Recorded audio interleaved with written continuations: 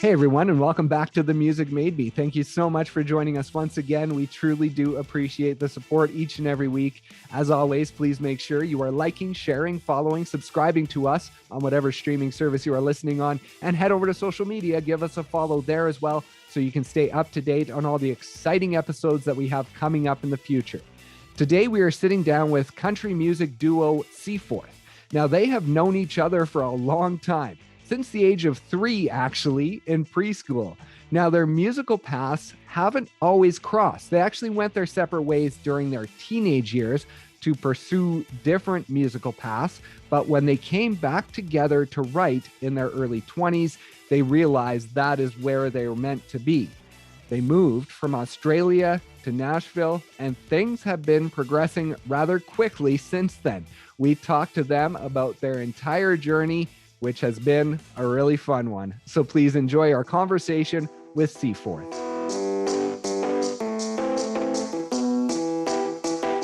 Good and Gone was the song that first caught my attention because it was added to my Spotify list. Okay. And so I found it that way. And so I think it's really cool these days in that you don't need a radio single to gain fans anymore, right? Just the singles that you put out on streaming, those are almost more likely to grab you fans these days, right? It's awesome, man. It just connects you to such a broader audience, people that don't even know country music, or just like it's a song on a playlist at that point, and all it takes is someone just to like the song and then show it to their friends. And I think it definitely makes it more accessible being able to just release music. Yeah. And the funny thing is, when I first heard it, I'm like, oh, Dan and Shay. So I hit save immediately. So I'm just joking, of course. I'm just joking. I know we don't know each other that well. No, bro. It's the running joke. Dude. So all day. How many times do you have to legitimately answer that question in interviews? Is it basically like every interview you do? Honestly, that was weird. That was weird. No, I mean, it's more like, I think it's just people assume just because we're a duo, and like Mitch's kind of range is similar to Shay's. And so like, we kind of get that comparison, but in interviews, it doesn't really get touched on too much, to be honest. It's also, that's good. Also, there's a lot of Keith Urban in interviews, but you're like, well, let me just rewrite my script. We'll talk about that. We have to talk about Keith Urban because of what it's meant for your journey. And on the Music Made Me podcast, I love to talk about the journey from the very beginning.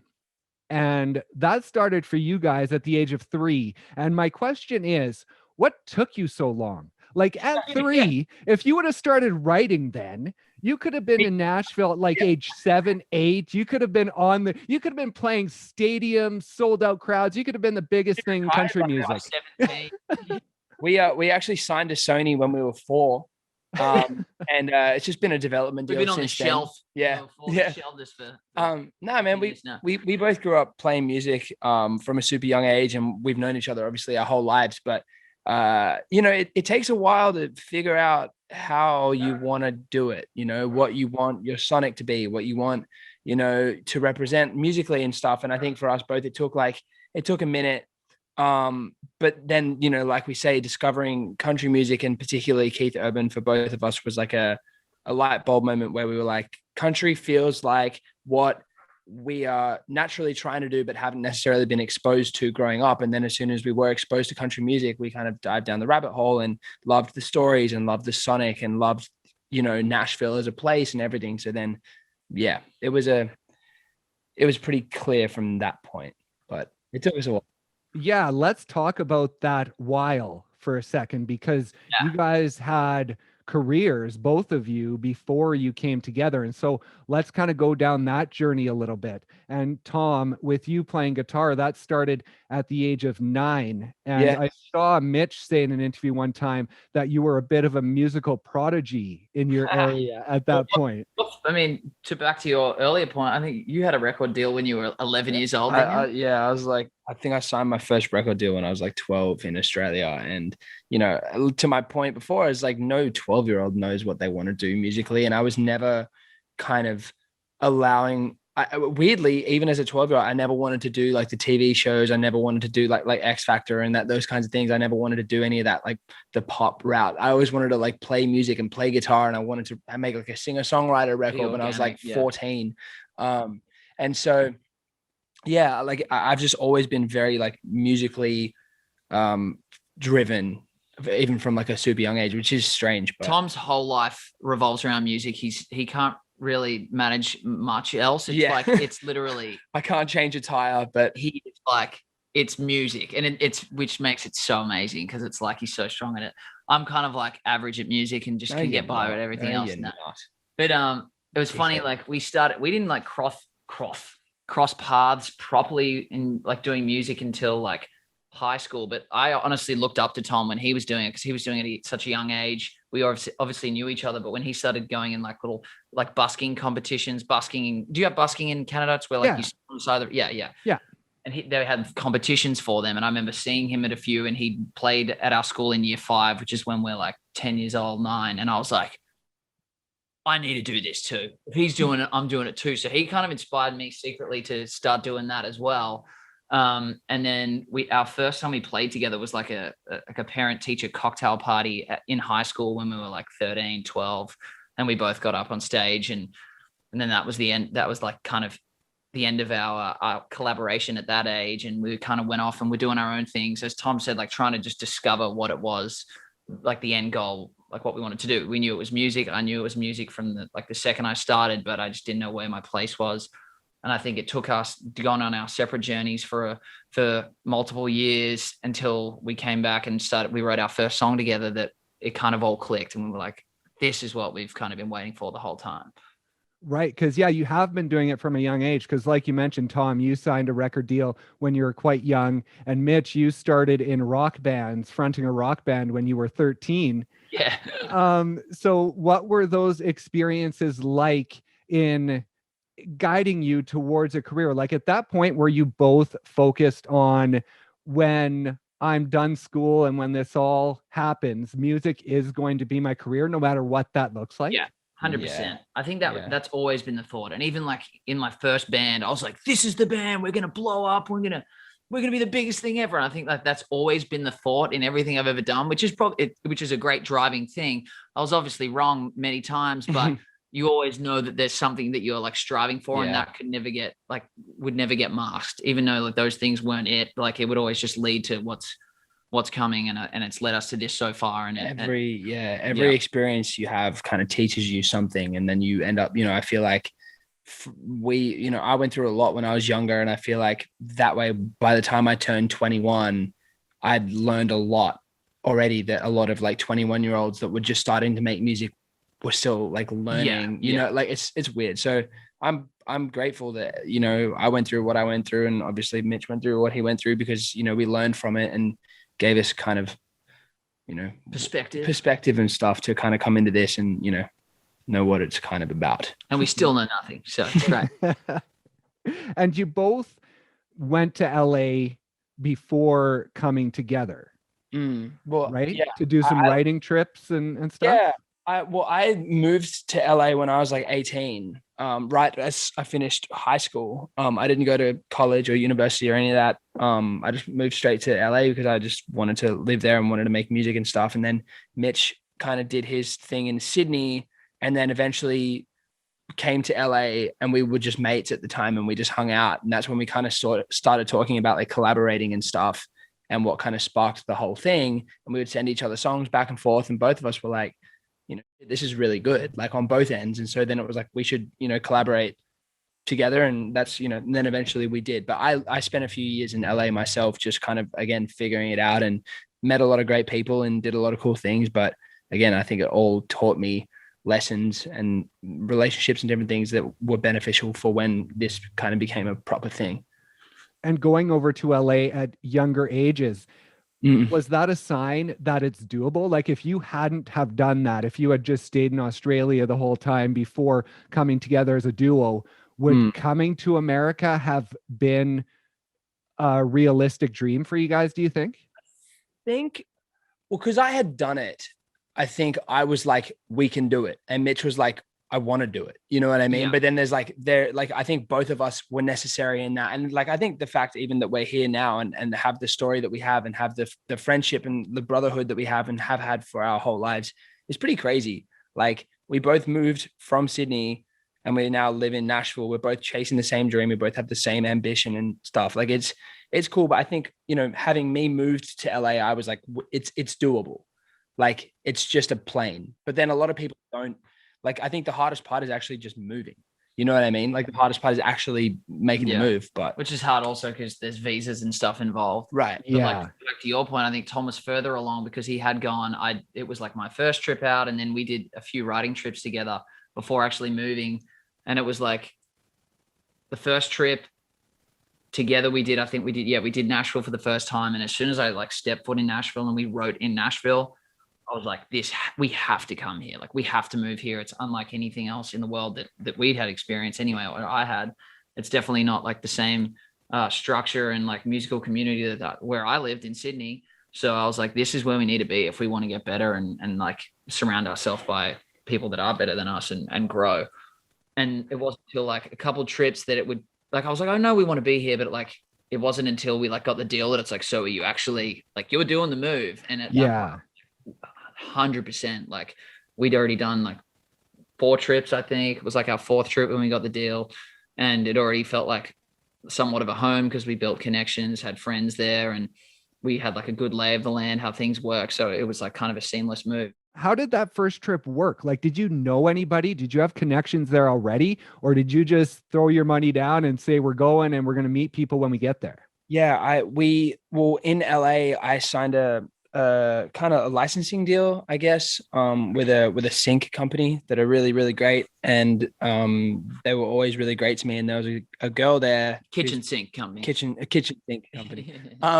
No, but then there was a girl that worked for that company named Katie who essentially, you know, took me under her wing and kind of looked after me a bit when I lived in LA. I had no money. I had no car. Like I was like slumming it there, like, you know, whatever. But I had these people around me that were really supportive. And then Katie ended up moving to Nashville and basing herself out here and working out of here. So when we started coming out to Nashville, like, you know, Katie helped organize these first writes and everything. And, you know, we essentially just wrote with everyone and anyone that would write with us. And we thought it was really cool at the start that like we were writing with certain writers that you would never think you could get in the room with as 2 random dudes from Australia. You know what I mean? Like people that have multiple number 1s and everything. But I feel like that says a lot about Nashville, that everyone just loves the craft and you never know who you're going to write with, you know?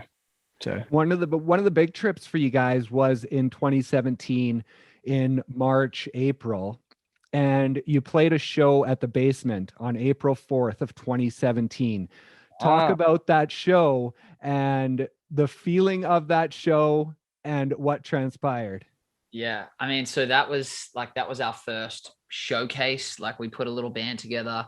Well, I say little band, like very young 12-piece band. yeah.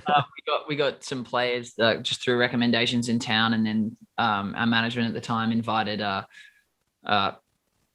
everyone in like all labels in Nashville essentially to come out and check us out because we'd sent music to them all, and it ended up being like a packed house at the Basement in Nashville. And with just industry, all like, industry, like everyone from like head of labels to this and that. And Randy Goodman, the head of Sony, we had 2 friends there. One was from Sydney and they both like sat like front row, and Randy Goodman, the head of Sony Nashville, literally walks in and sits right in the front row next to them. And we're like, I'm gonna sign them, like saying all this stuff like this. It was wild, man. Cause we'd already had a few meetings with people in town. So it was almost like, they're like, all right, we need to see them live. And like, hopefully we could sign them. It felt wild, man. Cause we got up there and we'd never played any of the songs with a band before. It's like, they're all new songs, but I don't think we'd even played them live before. So to see that happen, we finished and then we kind of got swarmed on stage of everyone introducing themselves to us and chatting. And it was just like a whirlwind for us. And I think it was after that week that we like decided to sign with Sony, and we had the deal offers. But yeah, that was it'll go down in history. That was a milestone for us. And was that the most nervous you've ever been playing a show up to that point?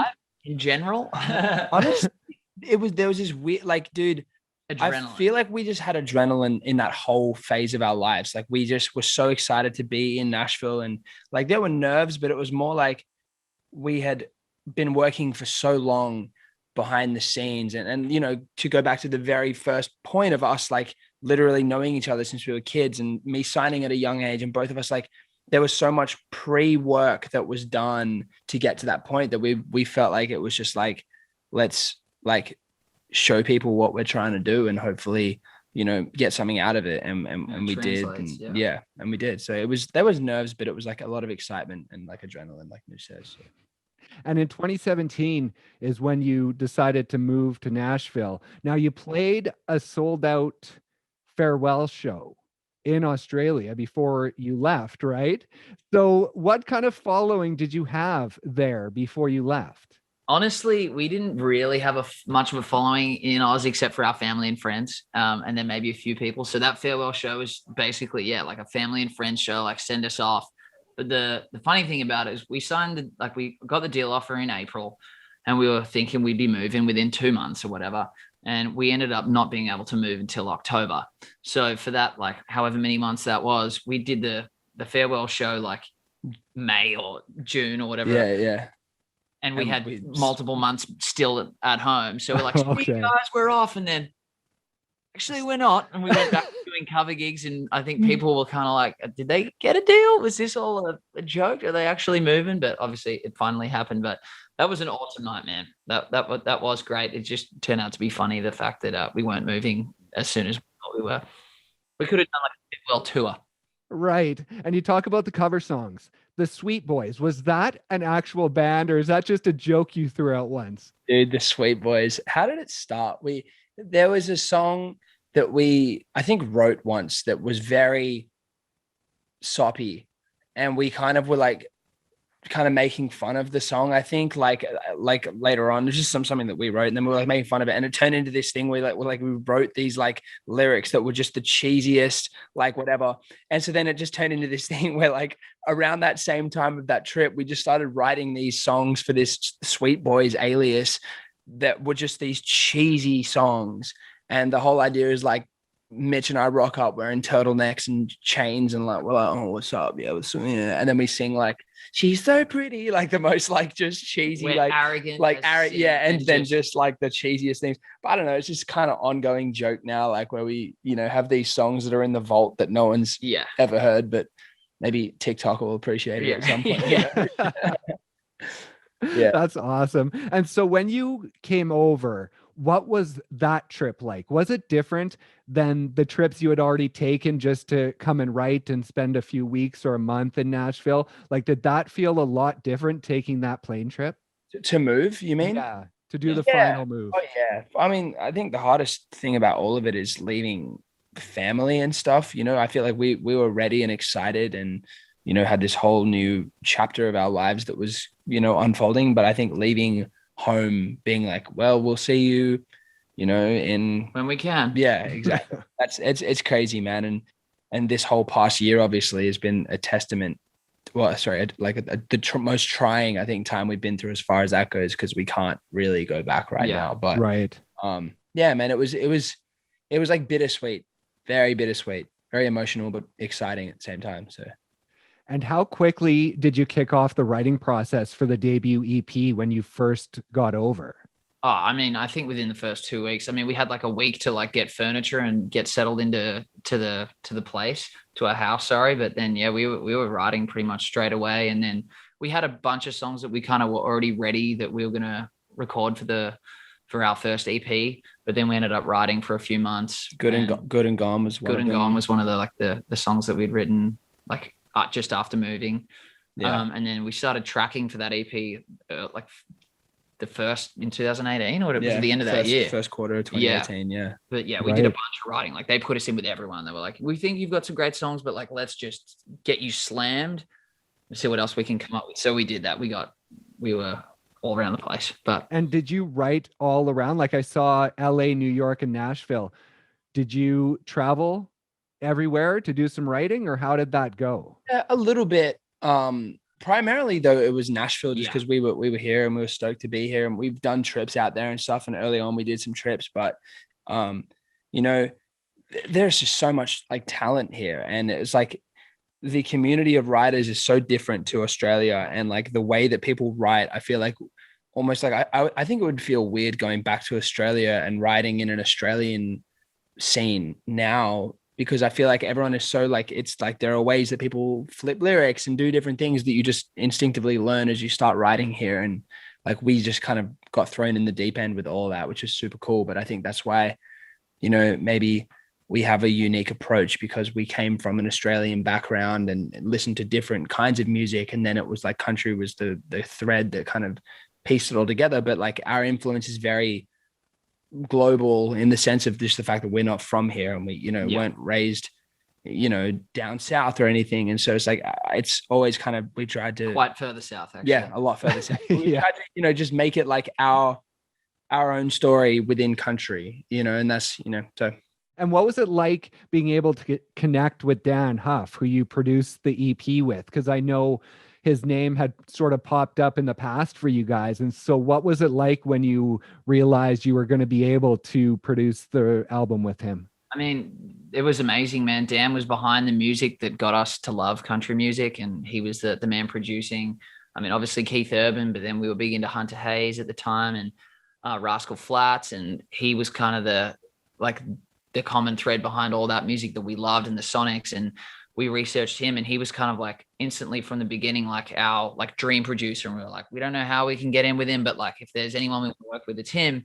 And funnily enough, when our first like team meeting with Sony, Randy Goodman, the head of the label, we had like a board meeting, sat us down. He's like, so who do you want to work with? Like, who's the dream guy? We were like, well, Dan Huff has been there. He literally pulls out his phone, like calls Dan, and then throws the phone on the table in front of us. And he didn't pick up. But shortly after that, we ended up like sitting down and having lunch with Dan and telling him about the project. He listened to some music, and he was like, yeah, I'd love to work with you guys. It seems great. And we ended up getting to work on that first Love That EP we did with Dan, and working with him in the studio was incredible. Like just seeing how he like listens, controls the band and his ideas. And you just like see this wisdom that is something we've learned so much from. And he's also just like the most genuine dude, like the nicest bloke and encouraging, and has no ego. So it was incredible, dude. I feel like we learned so much. And Tom as like a guitarist like Dan, I feel like they had that connection. And it was just like, I don't know, just watching one of your heroes work in the room. So it was awesome. Was it pretty intimidating going in at first? Because before that, you guys hadn't worked outside of your home studio, had you? That was your first time in an actual studio? Well, I thought that albums were made differently too. Like for some reason, I thought like you get like a drummer in, and the drummer does the drum tracks for, 6 songs. And the bass player does the, but then we had breakfast with Dan one day, and I remember him being like, I've got a great section like of these players that you'll love. Like this guy's on drums, this is his. And I was like, oh, like we're doing like a live band track. Like, do people do that? Like I didn't realize. And then, that's how everyone does it. But it's like, and then so you go into the room and you've got like the best session players in Nashville, let alone like the world, that just like they listen to the song twice in the room and then go in and rip it out. It's like, and it's crazy, but it was like intimidating but inspiring to see that all happen. And like Mitch says, the way that Dan like controls a room and knows how to communicate with players and like keeps it so respectful and he's really, really like the best at what he does. And like, it's been inspiring for both of us to watch that and learn from that in different ways. And I know that you guys wanted to make sure you kept some control, because like I say, you had done producing in the past for yourself. So you didn't necessarily want to just give up all control. So was that pretty cool in that you were able to collaborate with him and work with him in that way? Yes, absolutely. And I think it was less about us being precious and more about Dan being like, I mean, we just wanted to be collaborative, not like, here, produce our record. Right. Because we were going into these sessions with very like thought out demos, like as far as like even like programming that like stayed on the songs. Like the first whole, to use the same song as an example, but the first like intro, verse 1, pre-chorus of Good and Gone is exactly the same as the demo, sound wise, programming wise, that we did in the house, except with new vocals. And so like the different bits and the little like And so Dan essentially just elevated the demos and like really brought his thing to it. But I think that's why he was open to like the collaborating and the co-production and stuff, because it was definitely a joint effort. But without Dan, like he just brought new legs to the whole thing. And like really, it was really, really special to like see that come to life. And it was about a month after you had been in the States for 1 year that you released the first singles off the EP. What was that like to have those out? And, you were not there a lot of time, only a year. So how exciting was that to be putting that music out and realizing that the move was, worth it? It was coming to fruition. This was happening for you guys. I mean, that's a huge and scary moment at the same time, because it's like we've worked on this. It's like our first time actually ever going to radio with something. So it's like pretty overwhelming. But I don't know. It's just like, it's again another milestone in your life, in your career. It didn't end up going exactly where we hoped it would go, but more so like music too. Like it's just like putting the feeling of getting it out to the world and seeing people react to it. As two random Australian dudes, and then also playing shows and hearing them sing that song back. It's incredible. Like we were just stoked that we even had the chance to do that. And you talk about the community in Nashville. I know Mitchell Tenpenny is someone who, has really done a lot for you guys, taking you out on tour a couple of times. You recorded a song with him. So what has he meant in the few years that you've been in Nashville? Yeah, he's a legend, bro. Mitchell's like salt of the earth, like sweetest guy and talented. And we had done a couple shows with him, just like acoustic things, and then seen him around and stuff. And then we decided to like write, and that's the day we wrote Anything She Says. And it just kind of happened really naturally, and everyone loved the song. And I think like for him to end up cutting it was really special, because we were fans of his, and like it was cool for us to even just be writing with him, and then to get us on it and do the tour and stuff. Like you say, like he definitely opened a door for us in a big way, and we're super, super thankful for him and for that, because it kind of got us in front of a lot of people that we maybe wouldn't be in front of at this point without it. So it's really cool. And now we're excited to go out, because that song it feels like the song was like, I hate the word like a hit, but on streaming and stuff, it really stood up, and like it has like 60 million streams or something on like Spotify alone, and it went gold and everything. So people kind of like know the song when we play it out. But I think we were on the Anything She Says tour with Mitchell in 2019. And so that song was like the kind of centerpiece of that tour. But like for us to go out with like Jordan Davis at the end of this year and play these shows and have that song in our like live set as being like, this is like, we wrote this or whatever, it's going to be a cool little moment for us. I think it's a special song, and we're super stoked to have had it. And throughout the end of 2019, you released a few demos on social media, and then you released the singles in 2020.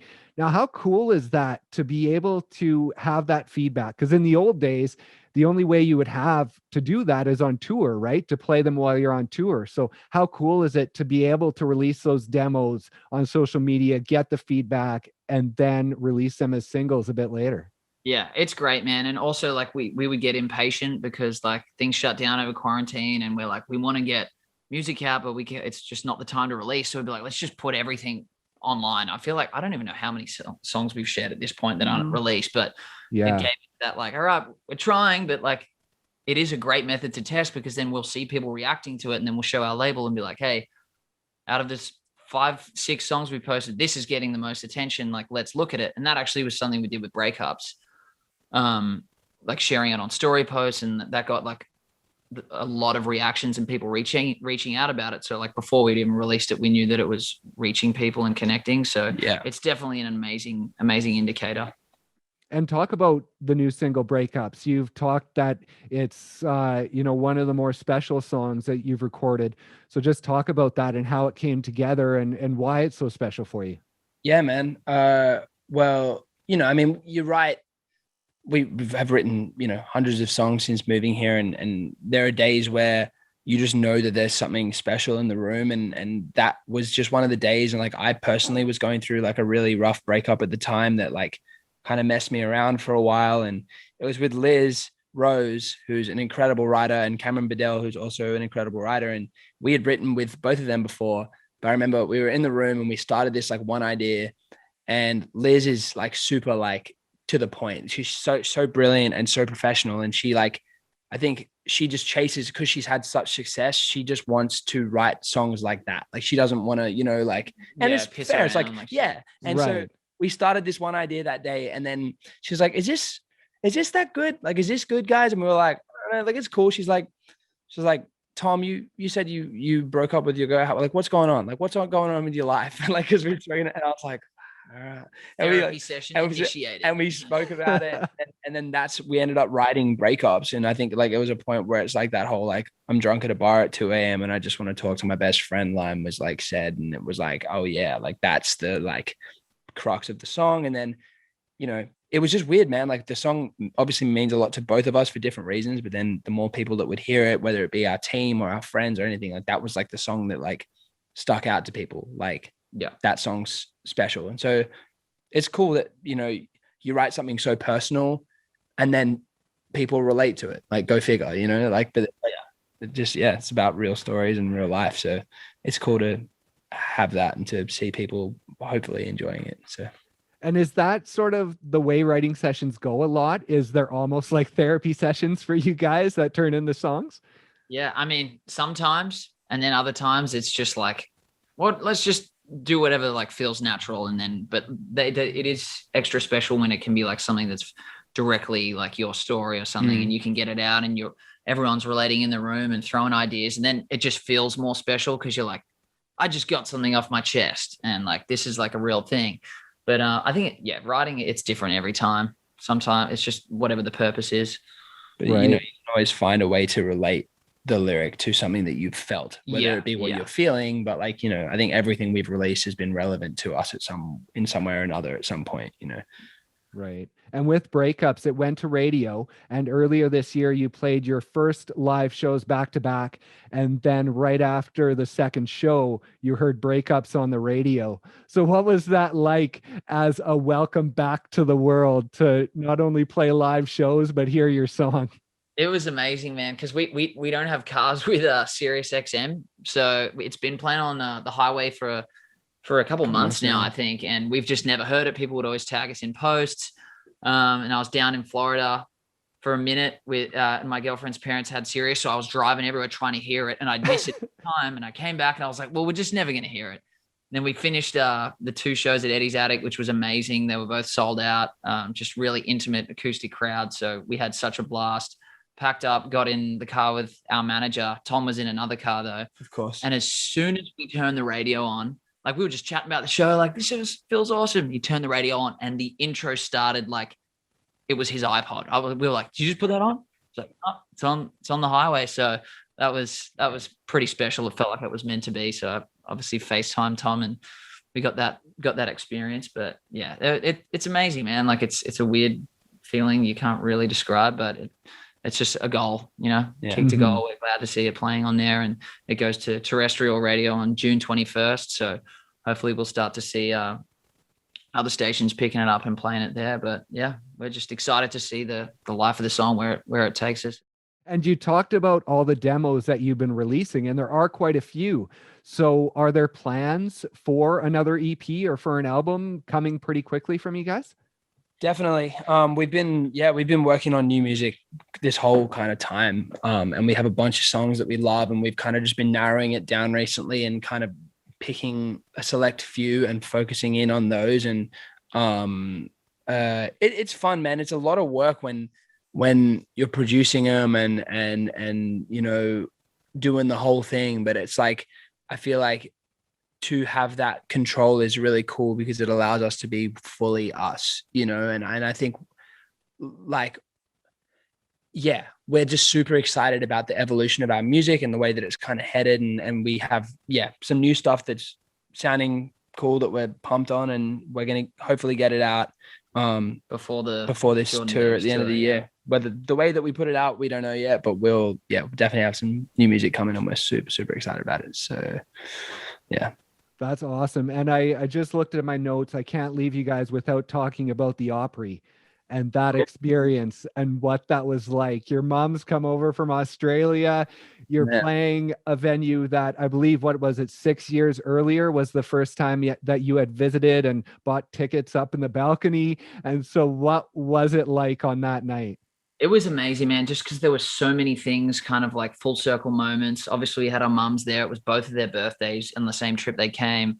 They'd never been out and experienced what we were doing over in Nashville. And it's hard to tell your family everything over the phone. Like, they have to get like a real glimpse. And both our mums came out to multiple shows, but to do our opening night at Opry with them there, and for them to catch that and experience it with us was like just incredibly, it was really emotional, man. Like, you could see like our mums on stage, like kind of like half crying, but so proud at the same time. And we were like so emotional at the same time. And the crowd got to experience that. It'll go down in the books. It was incredible.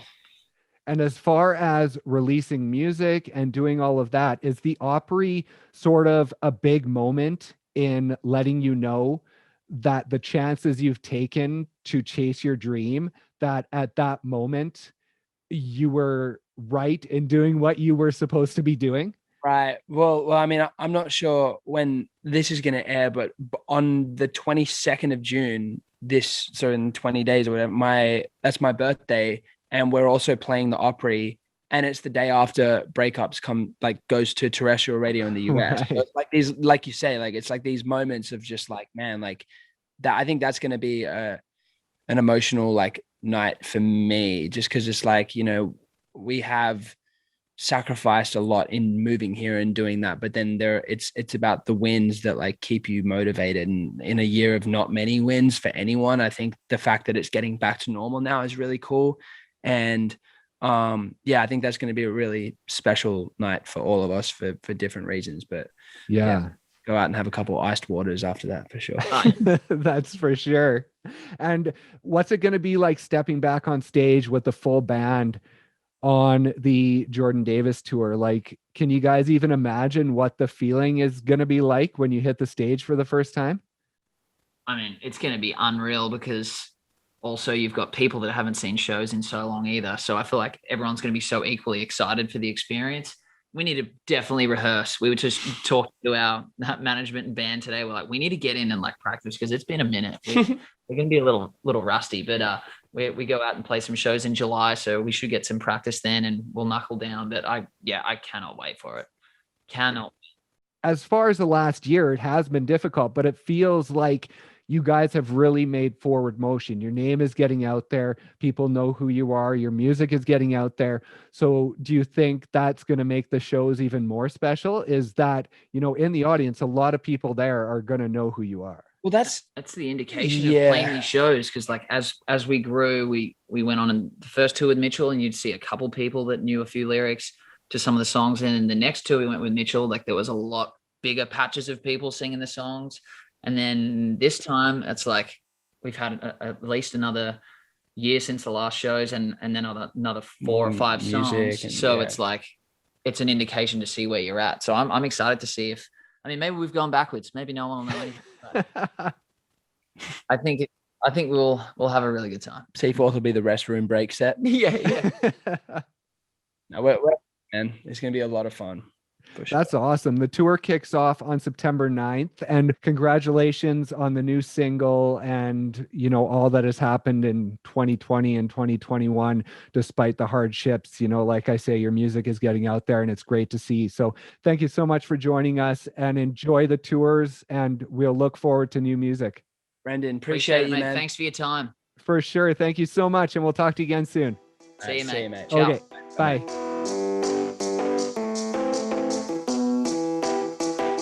Thank you guys once again so much for listening, and thank you to Tom and Mitch for stopping by and sharing their story. Be sure to check out their new single Breakups, as well as their entire musical catalog wherever you stream your music.